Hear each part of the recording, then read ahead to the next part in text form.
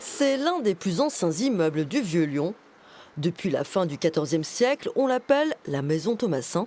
Mais c'est la famille de Fuère qui l'a construit en 1298. À l'intérieur d'un appartement privé, une empreinte de l'époque.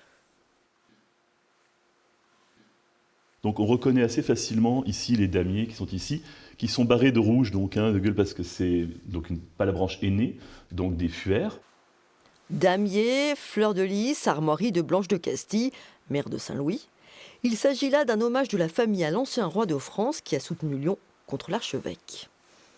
C'est un plafond en fait politique de la fin du XIIIe siècle et qui correspond à l'époque où Lyon en fait s'émancipe de l'Église et finalement ne s'émancipe pas du tout du roi de France puisque ça devient justement le royaume de France. Voilà. Donc c'est un témoignage historique et c'est vraiment d'une qualité très rare en fait, surtout en ayant été donc badigeonné de chaux et puis peint pendant pas mal d'années. Cette découverte, on la doit au couple Néret, Régis et Annie. Ils étaient locataires de l'appartement de 1960 à 1995. Et un jour, ils ont décidé d'enlever les couches de peinture de leur chambre.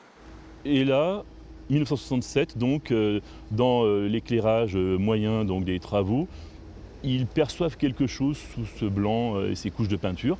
Et là, on comprend qu'en fait, on est sur l'un des plus anciens plafonds peints de France. La sœur de Régis s'en souvient comme si c'était hier. Donc ça a été un choc, toute la famille en parlait en fait. Et comme Régis et Annie étaient des gens très très ouverts, et ils avaient leurs portes qui étaient ouvertes tout le temps. Et ils disent tout le temps qu'il y a 1000, combien non, il y a 10 000 personnes qui sont venues voir mon plafond. Je me rappelle d'une petite anecdote où il expliquait que Raymond Barre s'était couché dans son lit pour regarder le plafond que voyait tous les soirs. Aujourd'hui, les visites ne sont pas publiques, mais l'actuel propriétaire des lieux nous a ouvert ses portes.